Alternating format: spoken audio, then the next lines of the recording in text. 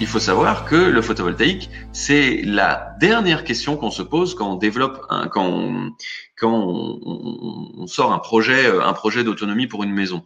Et c'est pour ça que je vous montre ce camembert là pour dire tout ça, 6% cuisson, 64% de chauffage et 12% d'eau chaude sanitaire, c'est que de la chaleur. Donc, on ne va pas le faire avec le photovoltaïque. Clairement pas. Si on a des surplus d'énergie photovoltaïque qu'on aura installé pour combler le camembert des 18% là en partie rouge, eh bien si on a des surplus, on pourra les injecter éventuellement en cas de surplus. Mais on ne va pas dimensionner sur autre chose que sur l'électricité nécessaire pour la maison. Parce que ce n'est pas la technologie qui correspond à faire de la chaleur. C'est une technologie qui correspond à faire de l'électricité. Parce qu'elle est moins puissante pour faire de la chaleur. Elle est moins pertinente. Voilà. Donc en deux mots, toujours pour donner deux images là-dessus, la chaleur. Pourquoi est-ce qu'il y a autant de besoins de chaleur dans le résidentiel et dans le tertiaire, hein, tout pareil. C'est parce que les besoins spécifiques d'électricité consomment peu d'énergie, quand les besoins de chaleur, c'est-à-dire on fait chauffer une résistance avec de l'électricité, eh bien le volume énergétique est très conséquent. Voilà. Donc voilà, c'est deux images pour vous montrer ça. Ensuite, comment dire, vous donnez une notion du solaire photovoltaïque. Quelle est la puissance que fournit un panneau solaire photovoltaïque? Alors la puissance n'est pas si élevée, mais comme ça fonctionne toute la journée, et bien voilà, ça nous donne quand même une notion que juste 1 mètre carré de panneau solaire photovoltaïque, c'est une énergie qui est, voilà, notre petit bonhomme cycliste, c'est notre nouvelle échelle. Ça va être bientôt, ce sera une échelle de mesure qui sera célèbre. Donc en gros, c'est autour de 130 watts de puissance, 150 watts, on va dire, comme c'est un cycliste professionnel. Voilà, 1 mètre carré de panneau solaire, c'est environ 150, 160 watts de puissance. Et son avantage, c'est que, à l'inverse du petit cycliste, le panneau solaire, il peut tenir 6 heures ou même plus non-stop. Bon, une journée en général, c'est 6 heures, donc c'est plutôt sur la durée qu'on va produire une énergie conséquente. Alors, juste un point sur le réseau, et puis on arrive sur les techniques pour vous, pour vos maisons et ce qui va être plus le tertiaire. Donc là, on voit nos maisons, après le tertiaire, les écoles, les industries, tout ce qui nécessite de l'électricité. Avant, on avait un système centralisé où on injectait depuis un seul endroit, on produisait, et chaque compteur était un client.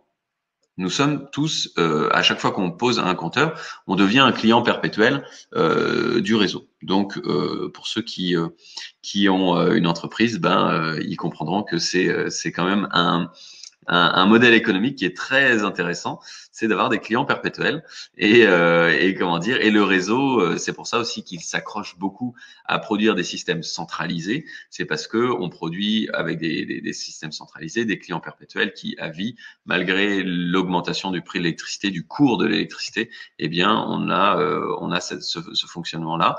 Et mais par contre, eh bien, dès lors où on commence à mettre du photovoltaïque, eh bien, ça change la donne parce que eh bien, la puissance qu'on va appeler ou l'énergie qu'on va appeler sur le système central va être inférieure. On va toujours la maintenir, mais on va pouvoir produire et consommer en même temps. Et du coup, ce que une maison va réinjecter sur le réseau va peut-être revenir sur l'autre maison, etc., etc. Donc, on va réduire le besoin sur les centrales. Mais bon, ils ne doivent pas craindre d'être au chômage parce que les besoins électriques à l'avenir sont toujours en train de monter en exponentiel. Donc voilà. Un jour, ils nous diront qu'il faut arrêter les radiateurs électriques quand les voitures électriques arriveront sur le marché et qu'ils auront plus assez d'électricité pour les fournir. Donc voilà, ils attendent juste le top départ.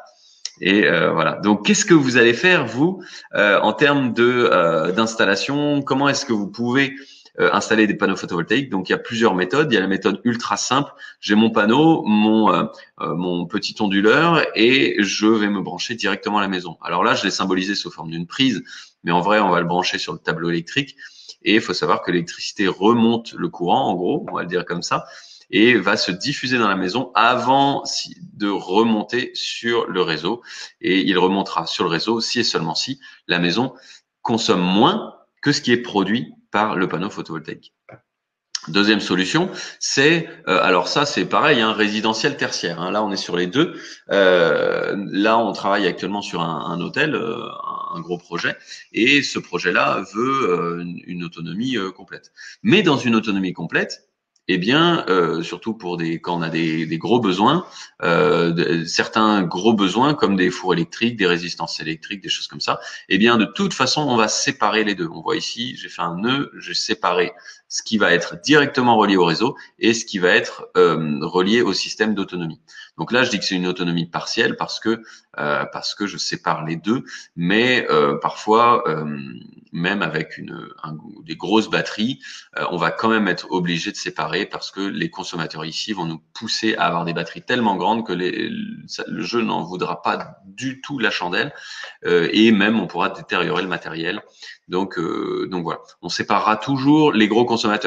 C'est la même image que tout à l'heure, le radiateur électrique, les résistances électriques, tout ce qui consomme de la chaleur par l'électricité, il faudra l'enlever. Alors je laisse quand même le grille-pain, la bouilloire électrique, si vous voulez, dans le sens où ça consomme beaucoup de puissance, mais c'est sur très très peu de temps. Donc, sauf si vous faites tourner le grille-pain toute la journée parce que vous êtes dans un restaurant, eh bien là on le mettra ici dans les systèmes non secourus, alors que pour une maison, on pourra le garder en système secouru si jamais. Mais bon. Si vous avez vraiment peur que en cas de coupure de courant, vous ne puissiez pas utiliser le grille-pain et que ça soit quelque chose de primordial, eh bien, vous pourrez quand même le mettre en autonomie. Bref, un hôtel ou du tertiaire, du résidentiel, on va toujours faire attention à ces points-là et on va séparer du coup le tableau électrique. Donc, quand vous avez un tableau électrique, aujourd'hui, vous avez les chambres, les prises, les lumières, le four, etc. Tout ce qui est sur votre tableau électrique avec les disjoncteurs, eh bien, on va devoir déplacer pour centraliser les gros consommateurs sur une rangée et centraliser les autres sur le reste des rangées. Et là, à ce moment-là, cette rangée-là des consommateurs, on va la brancher directement sur le réseau et non pas sur la sortie de l'onduleur. Donc, en gros, le tableau électrique, on va dire, il est ici. On a mis tous les disjoncteurs des grosses puissances sur une rangée du tableau électrique ou sur un deuxième qu'on met à côté, hein, mais voilà. Et on mettra les faibles puissances ici sur le reste des rangées du tableau électrique, mais cette fois-ci branché par le fil qui vient de l'onduleur. Voilà. Et puis sur le fil du réseau. Donc maintenant, juste pour donner un aspect autonomie totale, même si une autonomie totale, on va rarement la mettre en place sur comment dire du gros tertiaire, là où il y a des gros consommateurs. Dès lors où on a le réseau, on va pas chercher à se couper totalement du réseau en fait. On peut mettre une sécurité même avec groupe électrogène, mais on va toujours garder un fil du réseau si le réseau est déjà présent et si le réseau est accessible en fait. Donc qu'est-ce que ça va donner? Alors là j'avais mis sur alors je vais vous chercher les schémas tout de suite pour dérouler mon explication. Donc qu'est-ce que ça va donner si on veut une autonomie sur un site complet, sur un hôtel ou plusieurs bâtiments, etc. On va quand même garder le piquet électrique, le compteur là, et puis on va ajouter du photovoltaïque qui va venir injecter pour réduire toujours. C'est un peu comme le tir à la corde, quand on va dire. Plus ici on a de force, plus on évite que comment dire l'électricité vienne du réseau. Et en gros, on lui barre le passage en quelque sorte. Donc l'électricité ne va pas venir du réseau dès lors où on produit suffisamment ici en direct. Là, on injecte sur le fil et l'électricité va venir naturellement irriguer tous nos bâtiments. Et bon voilà, ça peut se symboliser sous forme aussi d'un parking couvert, si on a des besoins aussi pour des véhicules électriques ou autre chose. Bref, on a un réseau interne où on n'a aucun stockage direct. On peut avoir des petits stockages dans les bâtiments, par exemple. Voilà, ça peut être ça. Mais sinon, on peut pousser plus loin sur là, pour le coup, si on veut se couper du réseau ou si on n'a pas du tout le réseau. À mon avis, on peut pas raisonner, on veut vouloir se couper du réseau dans des systèmes conséquents. C'est plutôt si on a le réseau, on l'utilise. C'est juste qu'on a mis les sécurités qui vont bien et on a fait en sorte de réduire notre consommation sur le réseau pour du coup rentabiliser une installation et investir finalement dans le solaire. Mais là, pour le coup, c'est plutôt un schéma où on n'a pas eu l'accès au réseau et du coup, on a sécurisé avec une forme d'autonomie pour tout le monde et puis des petites sécurités de stockage aussi au cas par cas dans les différents bâtiments et puis aussi une production directe. Voilà, comme on voit comme tout à l'heure avec les panneaux photovoltaïques qui produisent en direct pour alimenter et puis et non pas pour stocker dans l'immédiat. Donc voilà. Donc ça, c'était pour les différents types de schémas hydrauliques. Et là, pour terminer, je vais parler un peu de la dernière solution via le photovoltaïque, qui est non plus du stockage batterie, mais du stockage d'eau. S'il y a des gros besoins en eau, eh bien, on va travailler du coup directement sur du stockage d'eau. Là, c'est plutôt pour les agriculteurs. Où je sais qu'on a eu pas mal de demandes dernièrement d'ONG pour comment dire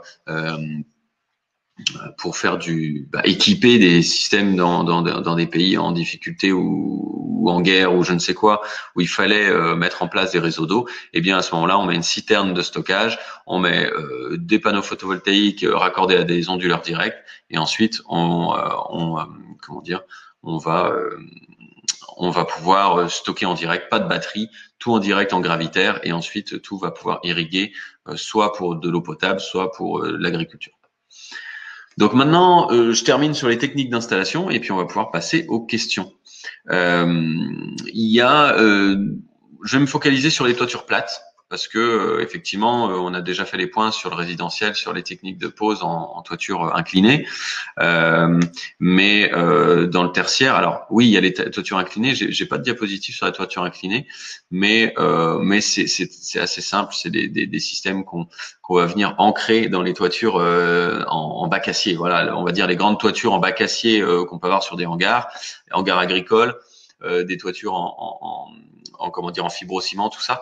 On a simplement des vis qu'on va fixer en direct dans la toiture, et à ce moment-là on va tout simplement immédiatement poser les panneaux sur ces en fait c'est des vis avec qui contiennent un petit support qui nous permettra de fixer les panneaux photovoltaïques.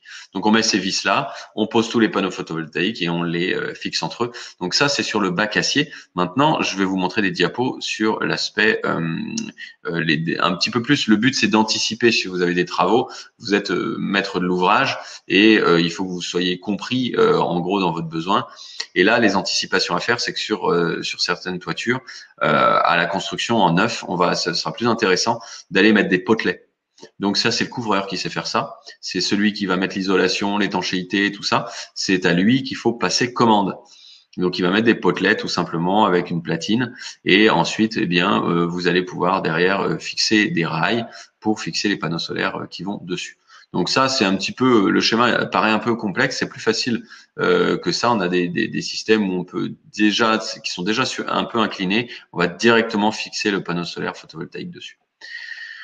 Donc ensuite, on a aussi la pose directement avec du lest. Donc on va mettre du lest, c'est-à-dire des dalles en béton type dalles de terrasse qu'on va poser sur les rails, et les petits bouts de rails qui traînent là. Eh bien, on va permettre de lester et que nos panneaux sont uniquement posés sur la toiture. Donc tout ça, c'est vraiment accessible c'est du Lego, hein. C'est accessible à tous. La seule complexité, ce sera sur le câblage des panneaux photovoltaïques, et ça c'est lié au dimensionnement en fonction des puissances nécessaires.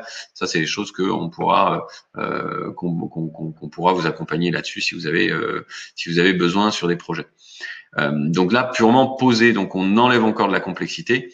Et la dernière technique, c'est, j'entendais tout à l'heure, nécessairement au sol, faut pas que ça dépasse 1,80 m pour que vous soyez pas embêté avec les autorisations. Et vous pouvez poser ça un petit peu où vous voulez, des panneaux solaires au sol.